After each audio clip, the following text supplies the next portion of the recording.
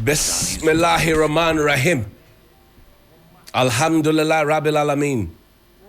Hasbunallah wa ni'mal wakil. The Lord is my light and my salvation. Whom shall I fear? And yea, though I walk through the valley of the shadow of death, I will fear no evil, for you art with me. Thy rod and thy staff, they comfort me. Thou preparest a table before me in the presence of my enemies. You anoint my head with oil, my cup overflows. And surely goodness and mercy shall follow me all the days of my life.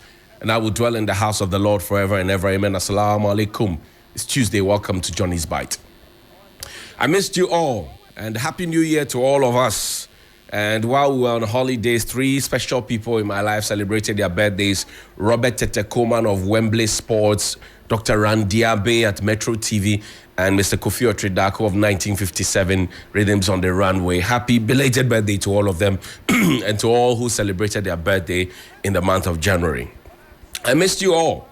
I bring you felicitations from Tamale, but first also just to announce for your information that while I was on leave, the good Lord blessed me with a bouncy baby boy, myself and my beautiful, adorable wife, Regina. So we are happy. We are plus one in terms of our family, and thanks to your prayers and all your good things. There's another scorecard. We see the cars that are monitoring us. We too, we are monitoring you. Good morning to all of them. But particularly, I'd like to say thank you to the overlord of Dagbon, Yana Abubakari the second, Abubakari Muhammad the second. He's the Yana, the overlord of Dagbon, and also to the paramount chief of the Bogu traditional area, Bona Tia Salifu the second. He's my paramount chief. I'm sure by now you know that while I was away, went to Tamale to support Chef Filer, Executive Chef Filer, I got a chieftaincy title. And the new chieftaincy title is Bona Zosimlina of the Bogu traditional area. So if you didn't know, now you know. So 2 blessings came my way. 1, a chieftaincy title, and most importantly, the new addition to our family. And we thank God for all of those ones. And there you see the enskinment happening right there in the palace of the Bogu traditional area, Bona Tia Salifu II, and also draws his power from the Yana Abubakar Mahama II. So this is it. Congratulations to all of us, and thank you for your prayers and support thus far. We will use this to push for the development of the people. We'll use this to enlighten the people. We will use this to encourage them to do more farming. We'll use this to encourage the children to go to school. We'll use this to encourage the girl child to focus and be like Filer and even become bigger and greater than Filer. We'll use this in many ways that we can positively to bring and improve the lot of the people who we have been giving this honor over. So thank you very much indeed. I also want to say a very, very big thank you to the delegates of the New Patriotic Party for kicking out and pushing out those delegates and those aspirants who you think were not fit for purpose going into the 2024 elections. There are a lot of new faces who have come up, and it only tells you that those ministers and the deputies and those CEOs and all those who wanted to run and go into parliament, the people say go and focus on your job. I was beside myself when I saw in the news that PBC, which used to be in the Ghana Club 100, in fact, he used to lead the pack in Ghana Club 100, PBC. I showed you the other time before I went on leave how they had dropped further down, even on the state-owned enterprises league table. Today, their cars and their properties are being sold off because they owe so much and they cannot pay. Yet, as unconscionable as it can be, the CEO and the deputy had cause to want to go and aspire to become members of parliament. The job that we gave them, the scorecard they gave us is that they went to meet property, and the property had been taken over by banks and institutions, or financial institutions that they owe, people that they cannot pay. We have not even spoken about the farmers. And then they still had the courage to go to say that, give me your mandate so that I can go and represent you. We gave you the whole nation to manage. You couldn't manage. Now you are looking for parliamentary seats. It's good that the people kicked them out. And there are so many examples of them. People who get power and suddenly the power tricks them, it gets into their head. I'm happy that they kicked them out. There are a few others who the NPP delegates couldn't kick out. Monocracy played out again. And lawyer Piakubi was again speaking about if we don't stop this monetization, it will come back to bite us and all of that. Sir, I'd rather you don't speak about these things, because the last time you made such an allegation that the OSP invited you to come and give evidence so that we could nip this problem in the bud, you became a hostile witness. You did not cooperate with the OSP. And that is why we are where we are. That's why you continue to pay. You see that you couldn't say how much you paid. You will not be able to say how much you paid, because you are all part of the problem. And somebody please whisper to the Controller and Accountant General that the shred of dignity that is left in him, he should pack his bags and go home. The Controller and Accountant General. We are supposed to be learning from our elders. He was holding on to the Controller and Accountant General's job, and he still went into the constituency to go and aspire. The people kicked him out and rejected him. He lost by about 100 votes. The people rejected him. Will he go back to the office of the Accountant General, the Controller and Accountant General, to go and continue which work? In this country, this same administration told us that DCEs had to quit their job if they want to contest for MPship. So how is it that a whole Controller and Accountant General, who is supposed to maintain neutrality, who is supposed to play within the civil service space, leaves his job, puts it on hold to go and contest? If you know him, please call him and tell him that he should pack himself out of that office nicely. Because there's something called integrity and dignity. He must maintain the last ones that are left. Because what he did, if you ask any person within the democratic space, they will tell you that it wasn't indeed democratic and dignified. No. He will have friends who will support him, who will tell him all manner of things. But I have to tell you the truth. If you go there, civil society will come after you. If you go there, anti-graft people will come after you. If you go back there, people who have some to say in this country will talk about you, and the way they will talk about you, all the work that you have done will come to naught. So if I were you and you asked me for your advice, you have not asked me, but if you ask me for your advice, I'll tell you gladly, please leave the place, go home. You have done some. Even your party people rejected you. Same way they rejected Kokonsa police. Yes, the tape that we saw, the IGP, ousting the IGP, whatever, it was on the platform of Kokonsa. 3 senior police officers going to Mr. Bugri Nabu, who is a party person, to go and tell him that we don't like this IGP, let him go, because if he stays, we will lose power. What is that called in local parlance? Kokonsa. So if you're a policeman and you do that, you are Kokonsa police. He was also rejected. And I'm happy that the people are waking up, and that's why there's always a pushback for programs like Johnny's Bite. There's always a pushback because they don't want the people to be enlightened. But we will continue to enlighten the people. So you give them the money, they will collect the money, they will chop the money, but they will take a decision that is questionable because they know that the electionary period is just a short while. Now, mommy rice water, yeah, rice water. Domi Kwabinya. Ajo mommy rice water, yeah, rice water. It has happened. The electorates are beginning to wake up. And it is a wake-up call for our politicians to know that you cannot no longer take the people. It will take some time. People will still fall for the money. Show them the money being packed out of the trunk. People will still fall for the money. But at the end of the day, at some point, it will stop. And I see that they're coming very, very soon. It's not about insulting people on social media and shouting. And some people say, oh, you are blocking people. You are deleting people. You are deleting comments. You are blocking people. You are not tolerant. Tolerance doesn't mean that you should be stupid. Forgive my French.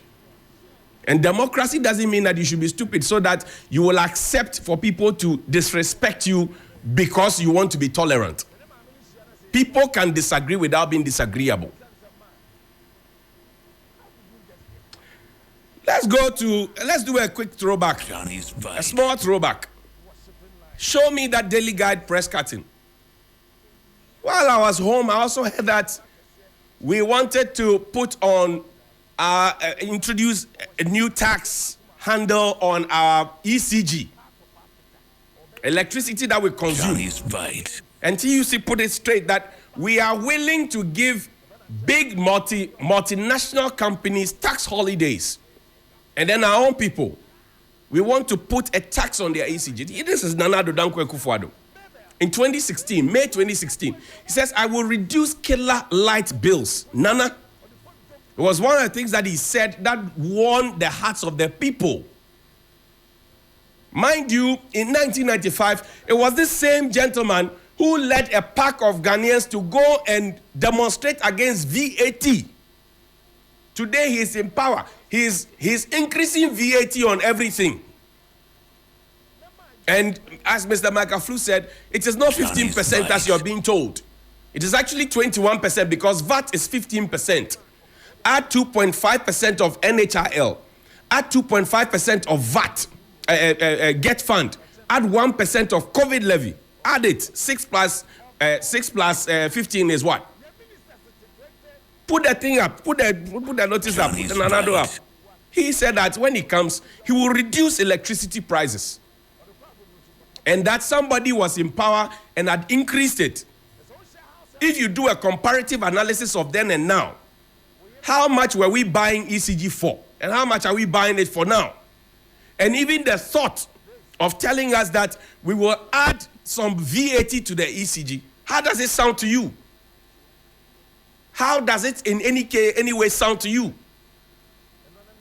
How does it anyway sound to you? Sometimes I think that our politicians forget quickly the things. They forget quickly the things that they say to the people. Pull the letter from the finance ministry for me. Yesterday, I saw the Honorable Abena Asari, and she's one of the MPs that I admire so much.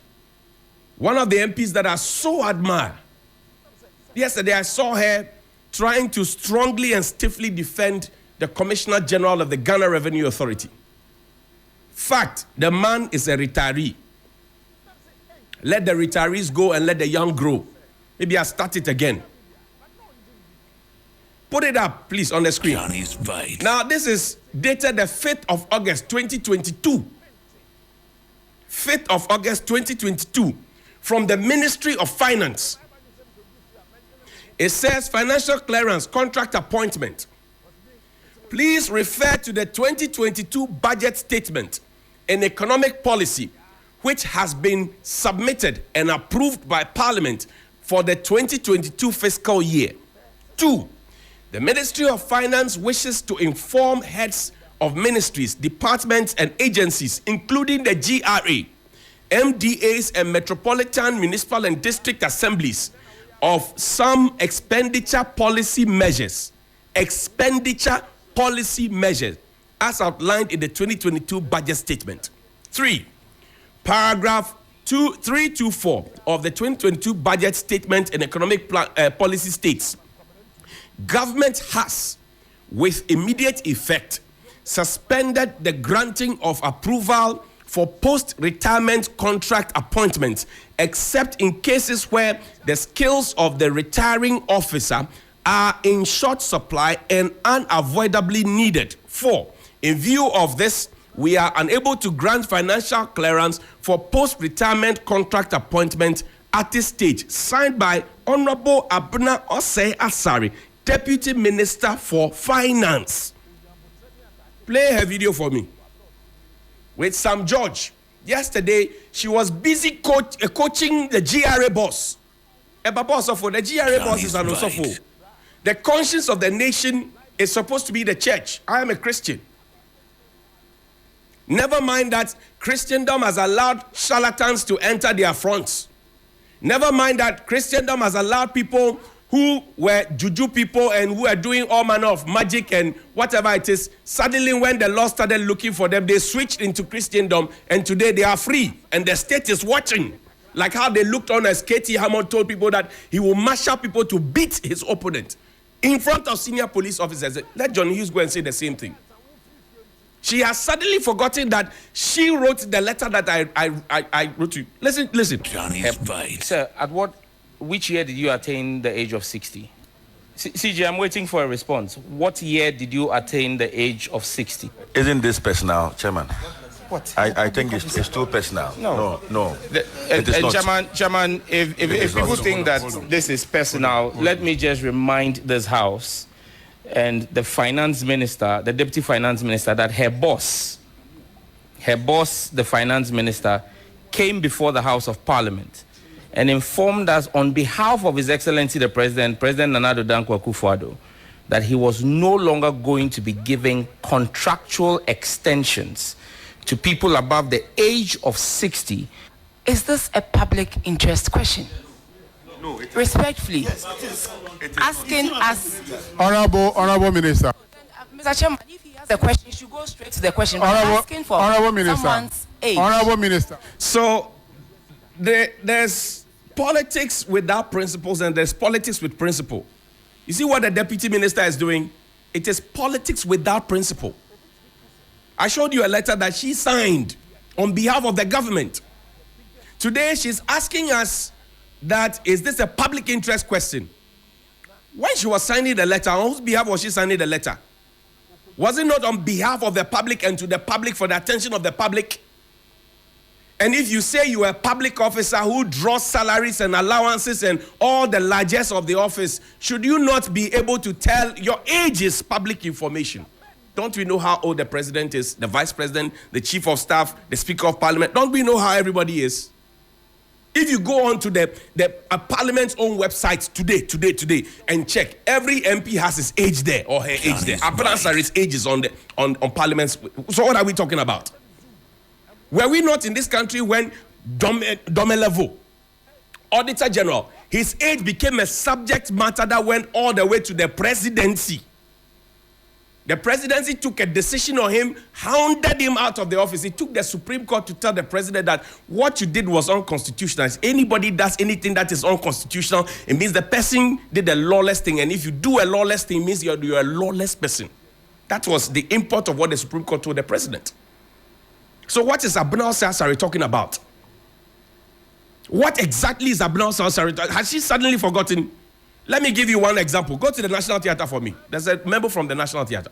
I've been telling you, and they say, when you cannot find somebody who can replace them, and don't give me like 3 minutes. When you can't find somebody who can replace them, are we suggesting that in this country, we can't find any tax expert who can fill in the shoes of Reverend Amishada? And Reverend, you are a pastor. The conscience of the nation, you are a pastor. You are an anointed man of God. At that seat, you swore on oath. I'm sure you used the Bible. And then when it came to telling the truth, you were falling and yielding to the deputy minister and saying that she had an intervention to make. Osafo, Papa Osafo, when it came for you to speak the truth, that you pledged to speak the truth, the whole truth, nothing but the truth, you were yielding to the deputy minister, who has also suddenly forgotten that on principle, she had signed that letter on the 5th of August. Between the 5th of August and now, check how many post-retirement contracts have been given. In fact, if you go to the GRA and start digging, you find a lot of old men who are ready, who are due to go home, but they are refusing to go home. The head of Customs Division, is he gone past 60? I'm asking you, the one who replaced Colonel Damwa, is it gone past 60? I'll bring you the comprehensive list. Now, this is the National Theatre. All staff, local unions, dance, drama, theatre, men, National Theatre, orchestra, whatever it is. From the Director of Administration, 24th of December 2023. Subject, extension of Executive Director's appointment. I am directed by the Board of Directors of the National Theatre of Ghana to inform all staff that the Executive Director, Madam Emi Apia Frimpong's appointment has been extended by His Excellency the President of the Republic of Ghana for 2 more years. We will not give post-retirement contract, is given 2 more years. The extension takes effect 5th October 2022. Right? August, September, October. 2 months after they told us they will not give us a contract extension. 5th October 2022, somebody had gotten a contract extension. And all staff members are required to take note and cooperate with the executive director. Signed, Emmanuel Agbedu. So on 5th of August, we were busy telling the whole country that because we found ourselves in a hole that we didn't chase ourselves into, that we were led into, we will refuse post-retirement contract. Here is the National Theatre signed by its Director of Administration telling us that somebody 2 months right after we were giving that notice had been given a contract extension. Question I want to ask is, where is the original letter from the presidency? And is Madam Emi Apia Frimpong the only qualified person in this country to run theatre? So the gentlemen and ladies at the School of Performing Arts at Legon, the people at NAFTI, nobody is qualified. Is that what they are saying? Because that's the caveat. There's nobody qualified to replace Reverend Amishadai. And what happened to, this is a 2-year straight contract. I thought the contract was for 1 year extension and then you could extend it again. Right. But that is the stock in trade. The president is happy to keep an old people's brigade around him. That is the point. So the principle that on the 5th of August 2022, we said we're not going to give any post-retirement contract. And now we have proven that we have given, and some are even working without contract, and it is unconstitutional. How do you want the people to take you? This is clearly an Ajana 1, Ajana 2 situation. Should the people trust you? No. The people will not trust you. Should the young people who are now languishing at home, hungry, and feeding off their pensioners' parents' monies, should they be happy with you? They won't be happy with you. Because you are interested in keeping the young people unemployed and employing your old friends and cronies. Sometimes it takes board chairmen to go to the presidency. That's what Nana Fredia told us about Emi Apia Frimpong at the National Theatre. That they went to the president to tell them. And the president too suddenly forgot that he had told us that he would not give contract extension. And he gave contract extension 2 straight years. 2 months after he had told us they won't do that. Are these people you can trust on principle? They have no principle. I've showed you evidence. It is not my verdict. It is yours as well. Is there principle? There is no principle. Why are we still keeping old people in office when young people can rise to that occasion? When career tax people and career people at the National Theatre can also rise there? And many other places. Goyle, name them. I'll bring you the comprehensive list. Have a good morning, please.